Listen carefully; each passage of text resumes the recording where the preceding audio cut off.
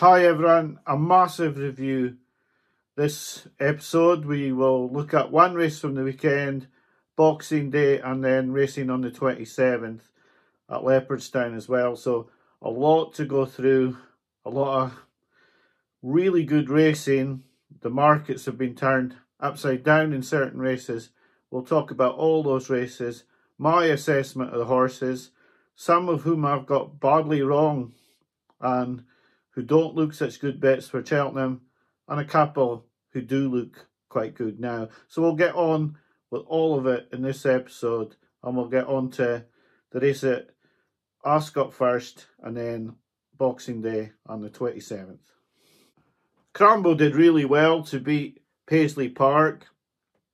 Definitely picked his form up from last time where he was third in the old brush hurdle. He was staying on well that day, jockey change this time, and he stayed on really well to beat Paisley Park, who's not a horse to really be getting into a battle with, especially when Paisley Park had a lead of about a length and a half going over the last, so he did really well to pick up a horse like Paisley Park, who normally comes from behind.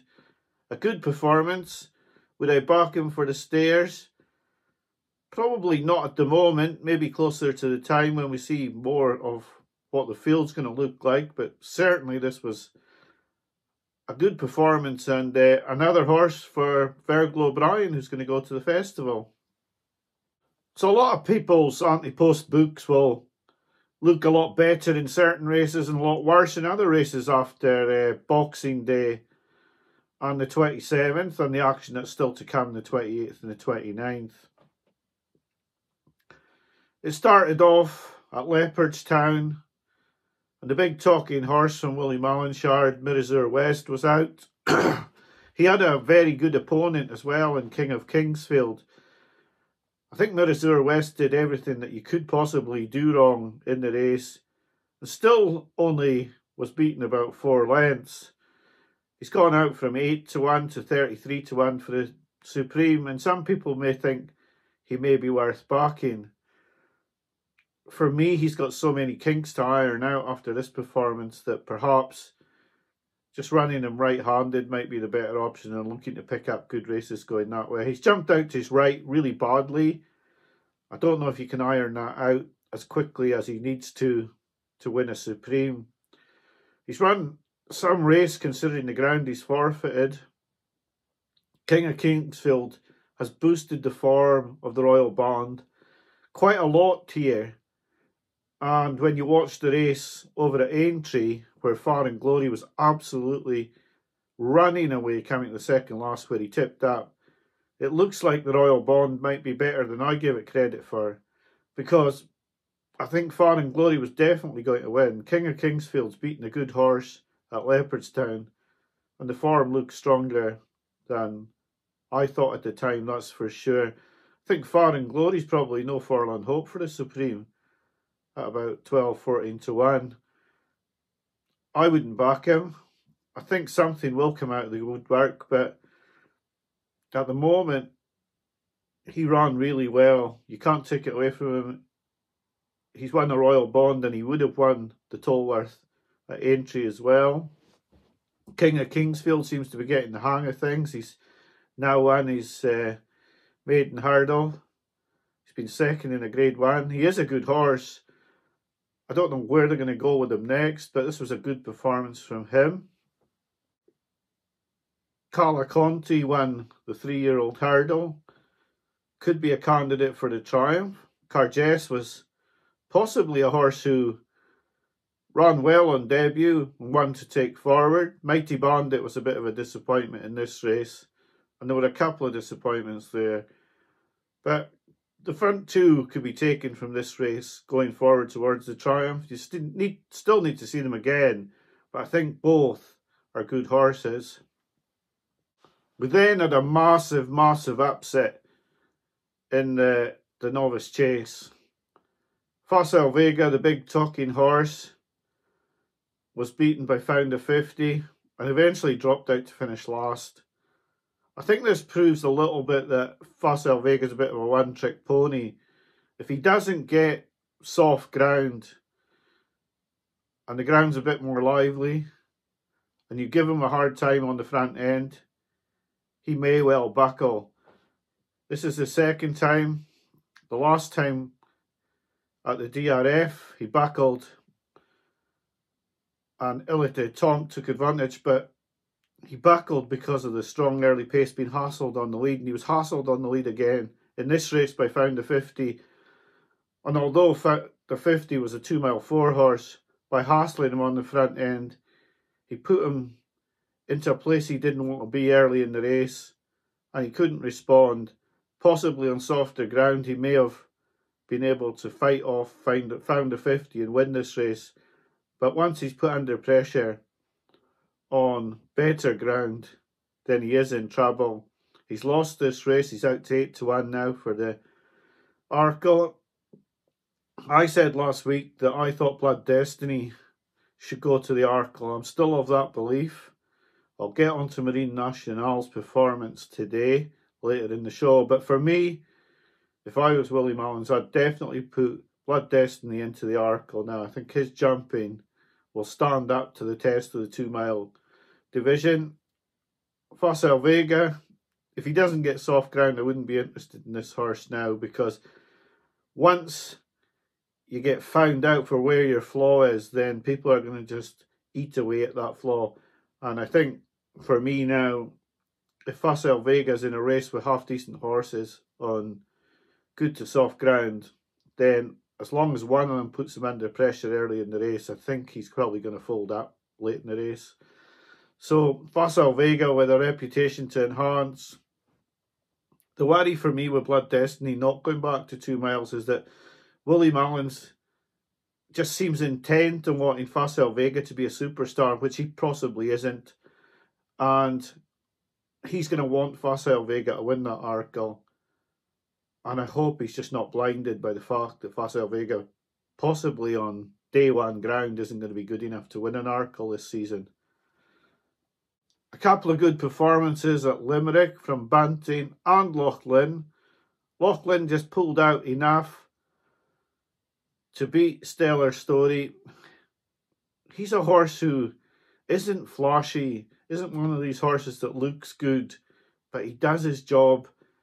He could be one for the Albert Bartlett. He won't be one that'll be coming into favouritism, because he just doesn't do it in the manner that people will think that he's their horse, he's the horse that they want to stick with. But he does his job and he's good at it. And he could well be the one that'll stick at it like Stay Away Faded last year. And you do not want to get in a dogfight with Loughlin, because he is going to out-battle you.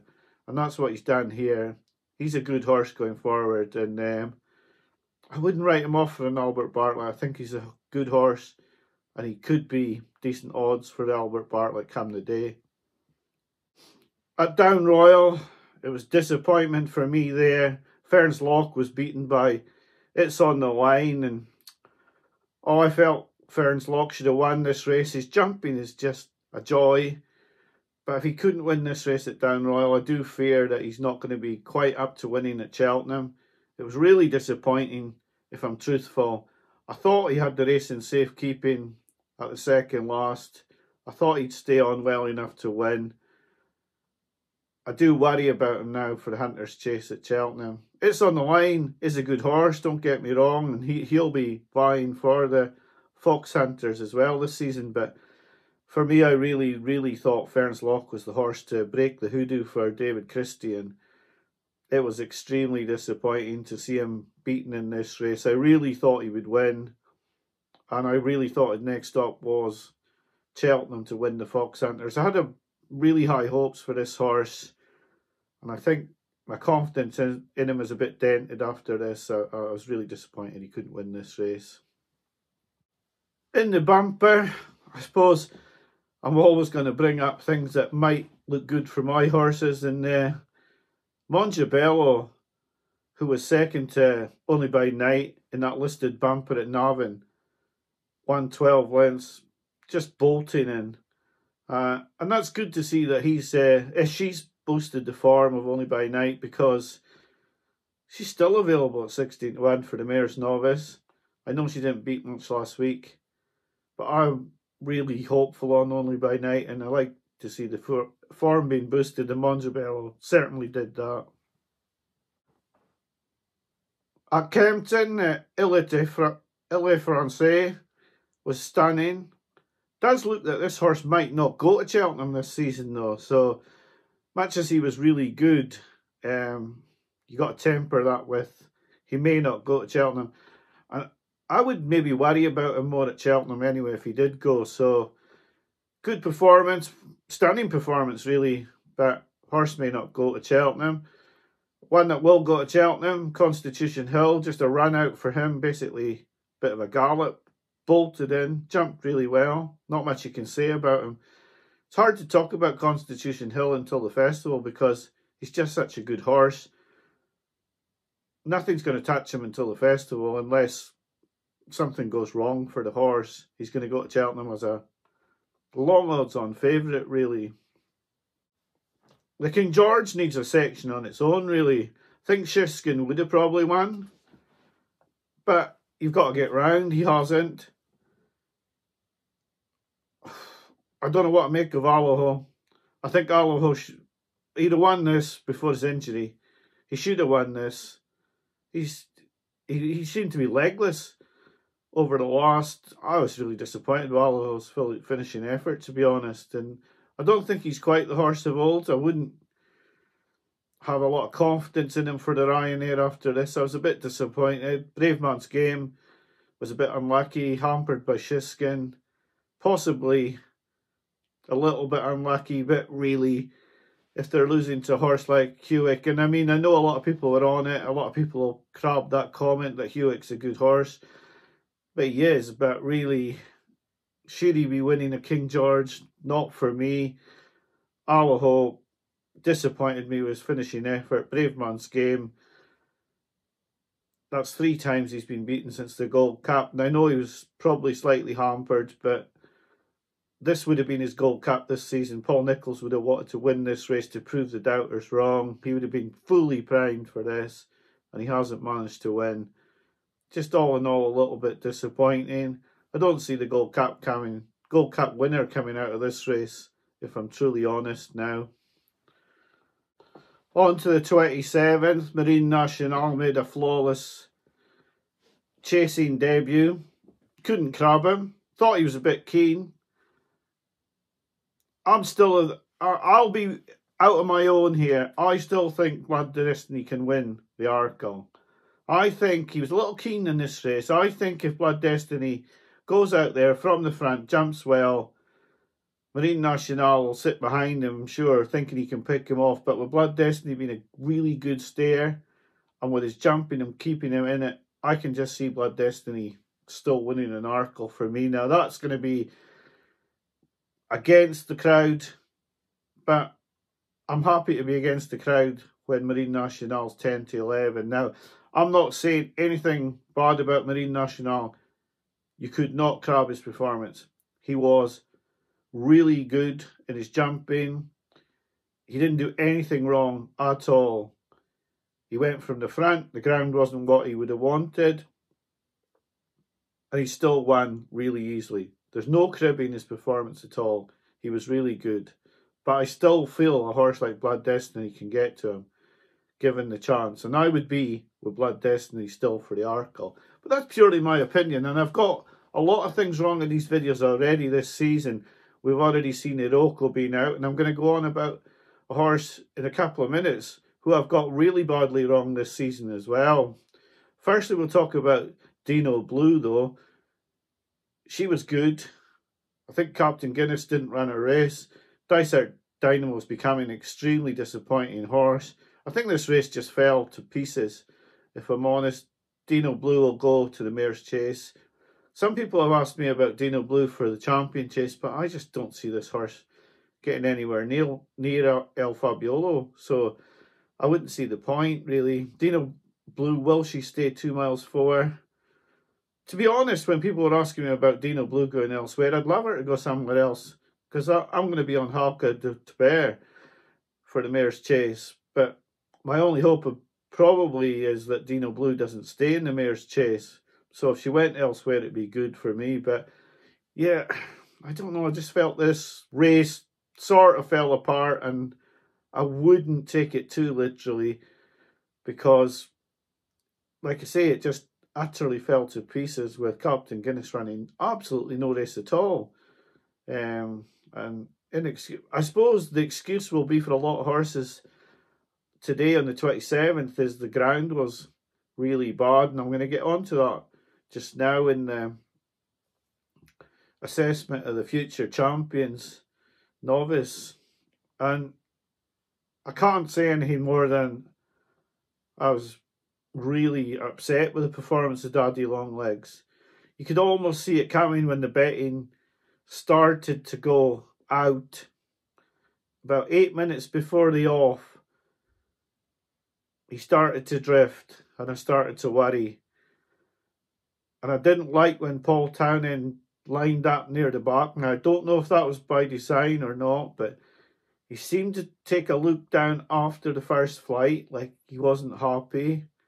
I felt just as they went round the bend, the first bend, that Daddy Longlegs looked to sort of just slip slightly as he started to turn. And I was never, ever, ever thinking that he was going to get into the race. He was beat for me before they jumped the second hurdle. I really had no confidence that he was going to win the race from there. Now he's out to 33-1 for the Supreme. If I don't see something coming out of the Mullins yard saying something was wrong here, then he's just not the horse I thought he was. The wheels were spinning for me from the start. He didn't look comfortable on the ground, and Paul Townend never looked comfortable on him. I can't explain his performance, so he's probably just not as good as I thought, but this was just horrendous performance. I have to say a big well done to some people on backing the winner of this race, because on the Chomp.ie podcast, with Ronan Groom and Barry Doyle, Ronan Groom said he talked to the owners of Caldwell Potter, who were quite confident that he would run a good race today. And I did then see an interview with Gordon Elliott where he was talking about all his runners over the festive period, and when they asked him about Down Memory Lane, who was 11-8 favourite at the time, he did say, although he fancied the horse, he said, don't forget about Caldwell Potter, he's improving and he was really good last time out. Now this all points to It's For Me being a good bet for the Supreme at around 12-1, because he beat Caldwell Potter first time out. I think the way Elliott spoke after the race was that Caldwell Potter got up in distance. One strange thing to see out of this race was that the two second string Mullins and Elliott horses were well backed here and finished first and second. And both Down Memory Lane and Daddy Longlegs drifted at one point or other in the day, and both were well beaten. Predator's Gold probably wasn't the best at the last, and that cost him his chance, because he was starting to gain on Caldwell Potter, but the error at the last really cost him. So all in all, a race that upset me a lot, because Daddy Longlegs never ran a race. And now I've taken 20s and 16s on a horse who's now out to 33s, but was into 9s.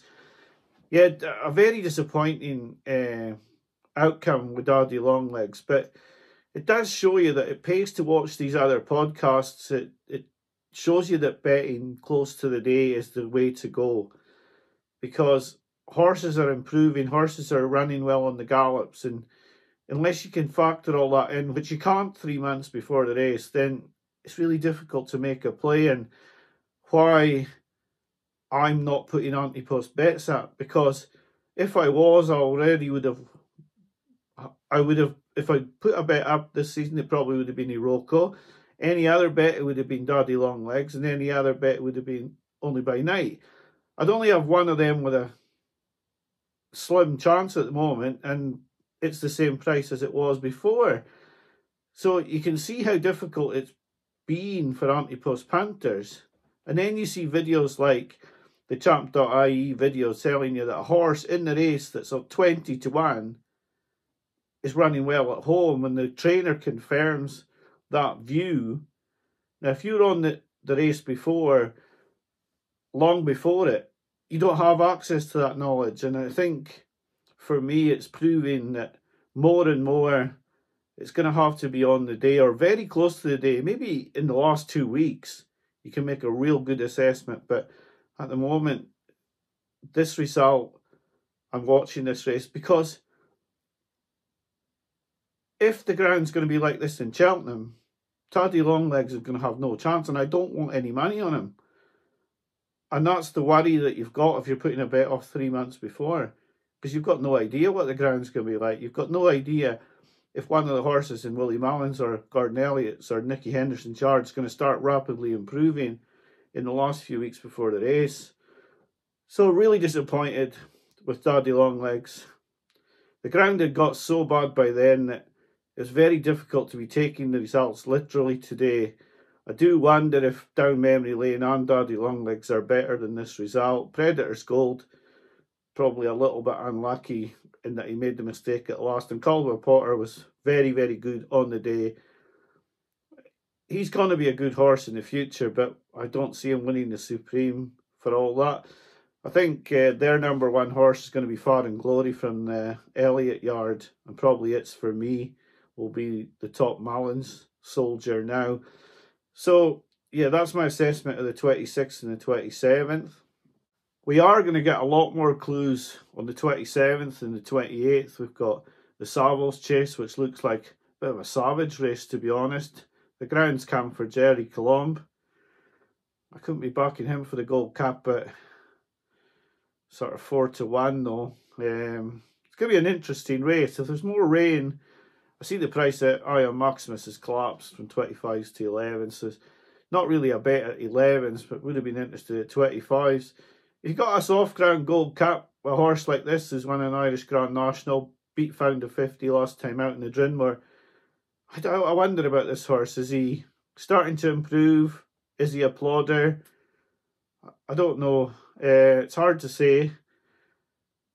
Tomorrow's race, very difficult until you know the ground tomorrow morning. Who's going to win that? Gaelic Warriors out at Limerick. And then there's good races on the 29th as well. So I'll review them in the next episode. So, like I say, Antipost, really, really tough at the moment. A lot of people thought Facile Vega was going to be the Arkle horse. On the other side of the coin, everyone now thinks Marine National's going to win it because Facile Vega's blotted his copybook and Marine National's made a great chasing debut. But all these things turn in circles, and it could be that come February at the DRF, the Arkle picture could change again. So I want as much information as I can get before I'm going to be striking Cheltenham bets. I may be putting the odd one off myself, but for the sake of the videos, when I'm ready to have a proper video bet, then I'll put it up. But I think you need all the information. This week alone has shown you that, and I think the DRF will show you that as well. So anyway, I'll be back to you with my assessment of the 28th and the 29th midweek next week. But thanks for watching, and I hope you have a good New Year. I hope you had a good Christmas, and I want to wish you all a very happy and healthy 2024. Thanks for watching. Bye for now.